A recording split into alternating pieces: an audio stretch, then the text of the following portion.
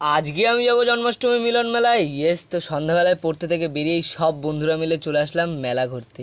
মেলায় এসে মনটা হেভি ভালো হয়ে গেল কিছু পরি দেখতে পেয়ে। আর এই ওভার অ্যাক্টারদের দেখে মনটা খারাপ হয়ে গেল। एक काम कर 200 रुपए दे और 50 रुपए काट ओवर एक्टिंग के वजह। আর এই হচ্ছে আরেকটা নমুনা। बे जल्दी बोल, कल सुबह पनवेल निकलना है। তারপর আচারের দোকান, জামা কাপড়ের দোকান সব পেরিয়ে ভয়ঙ্কর বইয়ের দোকানের সামনে থেকে কেটে পড়লাম। তারপর যেখানে পরীরা থাকে সেখানে আসলাম। তারপর নাচের ফাংশনের কাছে গিয়ে দেখলাম নাচ শেষ হয়ে গেল। এরপরেই ছাপড়িগুলোকেও ভিডিওতে নিয়ে নিলাম ছোটো করে।